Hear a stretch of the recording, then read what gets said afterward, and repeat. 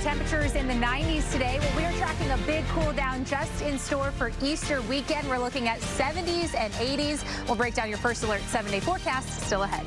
All right, Holly, also ahead, Arizona's getting into the cobalt business to process more of the metal the country needs for batteries and other technology.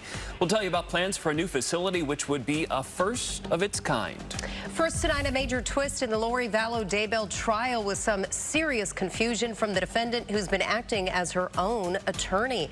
A dramatic turn of events as day 7 of the murder conspiracy trial wrapped up in court. Prosecutors say she plotted to have her brother kill her ex-husband, Charles Vallow, in Chandler. They rested their case today, and then to everyone's surprise, Lori Vallow then rested her case without calling a single witness to the stand. She's chosen to defend herself at this trial. We have team coverage. We'll get some analysis from our true crime correspondent, Brianna Whitney, who had a one-on-one interview with Lori Vallow just a few days ago. First, let's begin with Sarah Robinson on how we got here today.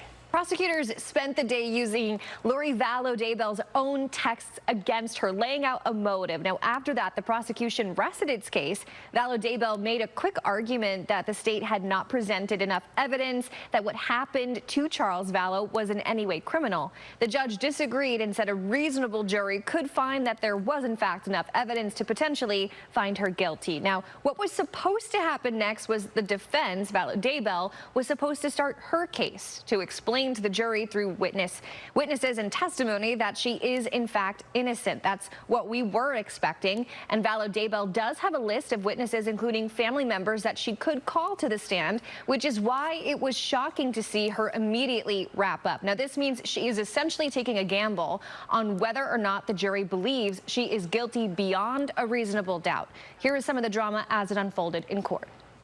Are you going to present evidence tomorrow, either through witnesses or through your own testimony? No, Your Honor, the defense will rest. Are you prepared to rest today? If you rest, that means you can't change your mind about testifying. Can we do it on Monday? We can do that on Monday, but if you change your mind, I need to know in advance because it's going to change the jury instructions and it's going to change the schedule. Absolutely, I will let you know. All right, so what happens next? Well, they will meet in the courtroom tomorrow and go over jury instructions. At that point, Vallow will probably have to tell the judge if she has changed her mind about mounting a defense. But if all goes as planned, at this point, we will see closing arguments on Monday. So a lot of questions still up in the air at the end of today. Mainly, why would she decide not to call any witnesses to the stand? Guys?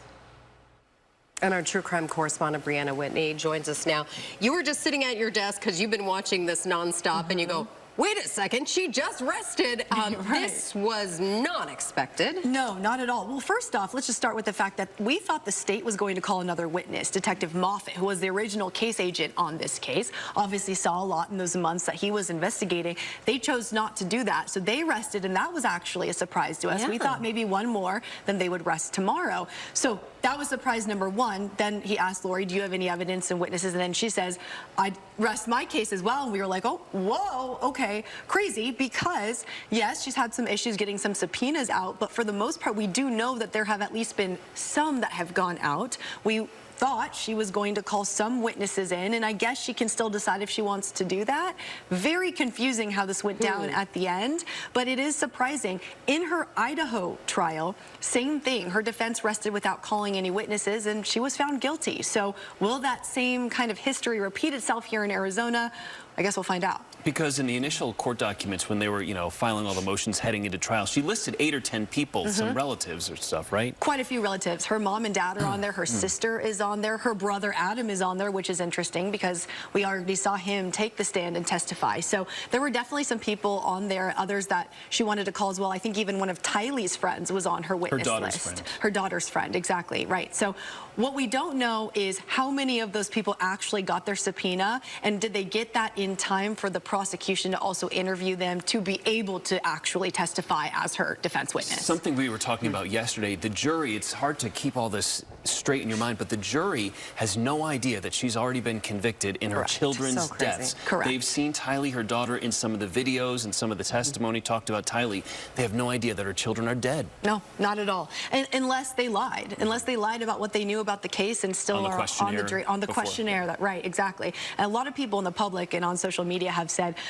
how does nobody know? I mean, are they sitting there, and how do they not know about the kids? But there are people out there that may not pay attention to news or social media, and those are maybe the people on the jury. There's quite a few older men on this jury, so maybe they're just not tuned in or plugged in to kind of current events and just don't know. But it is stunning, and at this point now too, if she does officially rest her case, which she needs to do in front of a jury, I have to imagine the jury is thinking, if she's resting, where was Tylee? Why is Tylee not testifying? She's would be well old enough by now to do that. And so you have to think they're probably wondering, where are the kids? There have been some salacious details that have been kind of detracting from the meat of what the evidence actually shows. So Right. Did the state do a good enough job of proving that there was some kind of conspiracy with her brother to have her ex killed?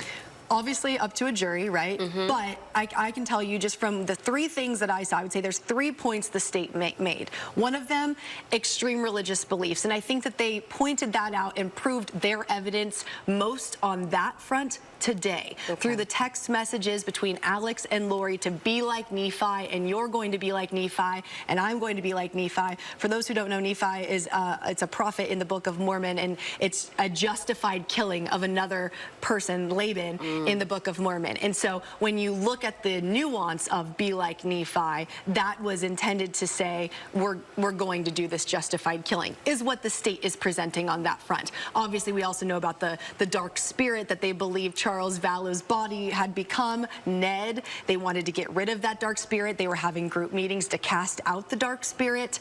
And at one point, Alex Cox told friends who testified that he wanted to kill Charles, or wished he could kill Charles. So you have that front. Then you have the money front, right? The life insurance policy that she was set to cash in on, that she thought she was the beneficiary of. She was texting, as we learned today, texting Chad Daybell when she found out that Kay Woodcock was the beneficiary, and was very upset as to why Wasn't Charles gonna would cash change in that. on $1 million. Exactly right. She was going to get $1 million, so that was where the state said there was a money motive as well. And then you also have the direct evidence of the bullet and where it lodged itself in the floor. So when we're talking about the actual shooting, obviously Lori's presenting this as self-defense, but if it was really self-defense, why would Alex Cox be standing up and shooting down at Charles Vallow, already on the ground, unarmed, and shot once? And so when you look at that direct evidence, it shows, according to the state, that this was not a self-defense shot. All right. Court convenes Monday.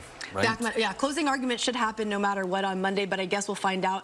Today goes to show you never know what's going to happen in a trial like this. And it could all change tomorrow with what she decides and ultimately tells the judge. Right. I know you'll keep us posted. Absolutely. Thanks, Brianna. Yeah.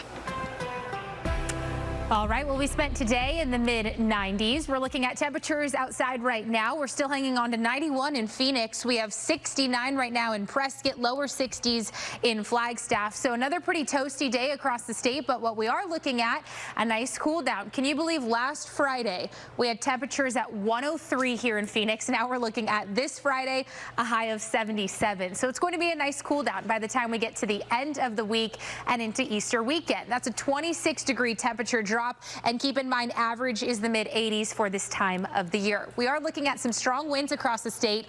These are peak wind gusts today in the 30 to 40 mile an hour range up in northern and eastern Arizona.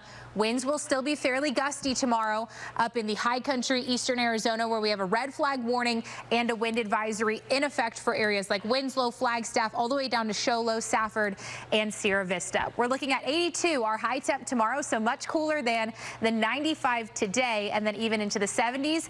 Also tracking a slight chance for some rain. We'll break that down in your First Alert 7-day forecast. Holly, we'll see you in just a couple of minutes. Developing tonight, still tracking 2 deadly shootings this afternoon in Phoenix. One of them near 15th Avenue in McDowell, where a woman was shot and killed. A man there was detained. Around the same time, police got called to an unrelated shooting at 19th Avenue in Thunderbird. A man died at that scene. No word of any arrests or possible suspects there. It is still too early on for both investigations to know anything more yet on any possible motives. Finally, some answers today for a heartbroken family whose loved one was reported missing more than 20 years ago in Phoenix. Detectives have solved a decades-old cold case with the help of some college students back east. Jason Berry explains. This is a case that could very easily be an episode of one of those CSI shows. New technology, dedicated investigators, helping identify a man who died 2 decades ago. This is a photo of John Thieleson. His brother reported him missing in Ohio back in 2004. His family had no idea what happened to him until recently when they learned that Thieleson died in Phoenix in August 2004. He had been found unconscious on the sidewalk near 3rd Avenue in Madison, overcome by the heat. He did not have any identification. For the past several months, students and staff at the Genetic Genealogy Center at Ramapo College in New Jersey took on the case and were able to determine that the man who died in Phoenix was the missing man from Ohio. Investigators cross-referenced DNA and family histories to solve the case. And those can be anything from a sibling or a parent to a 3rd to 5th or more distant cousin. In this case, they were quite distant relatives. The closest match that we had to John Doe was a 3rd cousin, but we were able to build those genetic relatives backward in time to find common ancestors between them, and then that's how we're able to reverse engineer the family tree of the person that we're looking for. We're told a number of students from Ramapo College worked on the case. They are also working with other agencies across the country to help solve their cases as well. More and more cases are being solved by using this new technology, which means more families in the future will get the closure they never thought they'd see. In Phoenix, Jason Berry for Arizona's Family. Thank you, Jason. Still ahead, a piece of Arizona TV history is being immortalized in downtown Phoenix, the new honor for the iconic Wallace and Ladmo show. A brand new processing plant is being built in southern Arizona, the first of its kind in the country for EV batteries. How it will help the Trump administration meet some key goals. And warmer than normal temperatures over the last couple of days will actually change over to cooler than normal temps. We're looking at a nice drop in temperatures for Easter weekend, also tracking a chance for some rain. We'll break it all down in your First Alert 7-day forecast.